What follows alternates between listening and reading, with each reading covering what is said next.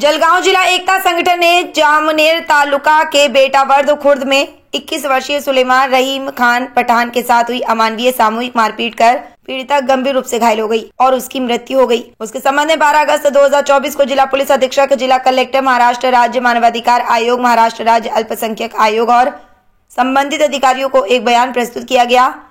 बयान में एकता संगठन ने इस घटना की कड़ी निंदा की और कहा कि इस घटना की स्वतंत्र और उच्च स्तरीय जांच SIT के माध्यम से की जानी चाहिए। दोषियों के विरुद्ध तत्काल कड़ी कार्रवाई की जानी चाहिए और भारतीय दंड संहिता की धारा के अनुसार 90 दिनों के भीतर आरोप पत्र दायर किया जाना चाहिए। पीड़ित परिवार को कम से कम 25 लाख रुपए की आर्थिक सहायता और परिवार को सरकारी नौकरी दी जानी चाहिए। मानवाधिकार आयोग और अल्पसंख्यक आयोग को स्वयं कार्रवाई करनी चाहिए। गांव में पुलिस सुरक्षा बढ़ाई जानी चाहिए और धार्मिक सद्भाव बनाए रखने के लिए ठोस कदम उठाए जाने चाहिए। एकता संगठन के प्रतिनिधियों ने प्रशासन को चेतावनी दी कि अगर दोषियों के खिलाफ कार्रवाई नहीं की गई और पीड़ित परिवार को न्याय नहीं मिला तो कड़ा आंदोलन किया जाएगा।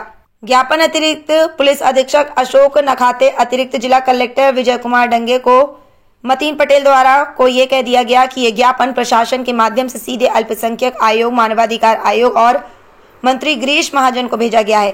ज्ञापन देते समय जलगांव जिला एकता संगठन की ओर से अशोक लाड़बंजारी, फारूक शेख, मुफ्ती खालिद, हाफिज रहीम पटेल, अनीस शाह, मतीन पटेल, मौलाना गुफरान, हाफिज इमरान काकर, जावेद मुल्लाजी और जामनेर के आसिफ इस्माइल, रज्जाक पटेल, कासिम उमर, नजमुद्दीन शेख, आरिफ देशमुख, यूसुफ खान और अन्य पदाधिकारी उपस्थित थे। काल जामनेर येथील जी घटना झाली, कॅफे मध्ये बसल्यावर एका मुस्लिम अल्पसंख्याक समाजाच्या मुलाला बेदम मारहाण करून त्याचा मृत्युमुखी पडलेले आहे।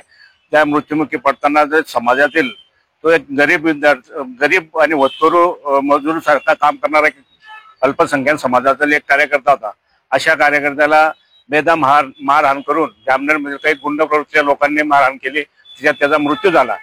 पोलीस प्रशासनाच्या भेटून आम्ही आज पोलीस अधीक्षकांना निवेदन दिलं की त्यात काही प्रकार मोका सारखे गुन्हा दाखल करून त्यांना मोका लावण्यात यावा आणि जे आरोपी असतील त्यांना लवकरात अटक करून त्यांच्यावर योग्य ती कारवाई करावी अशी आम्ही SP साहेबांकडे मागणी केलेली आहे। आणि या प्रकरणात पोलिसांनी जातील लक्ष देऊन आणि याचा पुढे कुठल्या प्रकारचा अनुचित प्रकार होऊ नये याची काळजी घ्यावी आणि आरोपी जर लवकर नाही अटक झाली तर योग्य ते आम्ही पाऊल उचलू। आज आम्ही या ठिकाणी पोलीस अधीक्षक, अपर पोलीस अधीक्षक माननीय नखाते साहेब यांची भेट घेतली। काल जो प्रकार जामनेर व बेटावद मध्ये घडलेला आहे, दोन ठिकाणी एकाच तरुणाला बेरहिमीने मारून त्याला जीवानिशी संपवलेला आहे। अशा त्या मॉब लिंचिंगमुळे, अशा त्या दहशतवादी कृत्यामुळे संपूर्ण अल्पसंख्याक समाजामध्ये एक भीतीचं आणि असुरक्षिततेचं वातावरण तयार झालेलं आहे व खास करून ग्रामीण भागातील अल्पसंख्याक हा स्वतःला आता फार असुरक्षित समजायला लागलेला आहे। कारण की पहिले गोरक्षा होती, आता गोरक्षा नाही तर कॅफे हे जिकडे तिकडे चालू आहे। त्या कॅफेवर त्वरित पोलिसांनी आवश्यक ती कडक कारवाई करावी जेणेकरून असे प्रकार घडणार नाही। आम्ही पुढे जाऊन एक पाऊल म्हणतो की कॅफेमध्ये जर तो तरुणी सोबत काही बोलत असेल, करत असेल तर त्याची शिक्षा देण्याचा हक्क या लोकांना नव्हता। त्यांना त्यांच्या विरोधात काही तक्रार द्यायची होती तर शेजारीच पोलीस स्टेशन होता, शेजारी पोलीस स्टेशनला जाऊन तक्रार द्यायला पाहिजे होती। त्यांनी न देता इव्हन आमचं तर सगळ्यात महत्वाचा आरोपी तो कॅफे धारक सुद्धा आहे, त्या कॅफे मधले बसलेले सगळे लोक आहेत की ज्यांनी ही बाब पोलिसांना कळवलेली नाही किंवा पोलिसांच्या निदर्शनास आणलेली। एवढेच नव्हे तर यांची हिंमत इतकी वाढली की ते त्यांच्या गावात जाऊन तिथून 20 किलोमीटर तिथे जाऊन त्याला जीवानिशी ठार मारले आणि एवढ्यावरच थांबले नाही तर त्याचे वडील, त्याची आई, त्याची बहीण जिचं सिझर ऑपरेशन झालेलं आहे तिलाही त्यांनी त्या ठिकाणी मारहाण केलेली आहे आणि आपलं दहशतवादी कृत्य त्यांनी सिद्ध करून दिलेलं आहे। अशा या जातीवादी, या स्वतःला समजणारे की आम्ही एका समाजाचे ठेकेदार आहोत, त्याच्यामुळे त्यांच्यावर कारवाई होणे आवश्यक। आणि सर्वात महत्वाचं म्हणजे त्या ठिकाणी त्या लोकांचं म्हणणं आहे की या ठिकाणी जसं देशमुखची हत्या झालेली होती आणि एक आका त्या ठिकाणी बसलेला होता, त्याचप्रमाणे तिथे एक कोणीतरी आका आहे जो हे सगळं षडयंत्र चालवतो आहे। तर आमची आज प्रशासनाला मागणी आम्ही दिलेली आहे सगळ्यात पहिले की या घटनेत, या गुन्ह्यात मकोका लावण्यात यावा, मकोका लावण्यात आलेला नाही। दुसरं आम्ही म्हटलेलं आहे की याचा तपास लोकल पोलीस न करता SITच्या माध्यमाने करण्यात यावा जेणेकरून कोणताही राजकीय दबाव त्या लोकल पोलिसांवर राहणार नाही। तिसरी मागणी आम्ही केलेली आहे की सर्व संशयितांना अटक करून 90 दिवसाच्या आत दोषारोपण पत्र मान्य न्यायालयात सादर करणे आवश्यक आहे। चौथी आहे आम्ही मानवाधिकार आयोगाने सो मोटो याची दखल घेऊन आवश्यक ती कारवाई करणे आवश्यक आहे।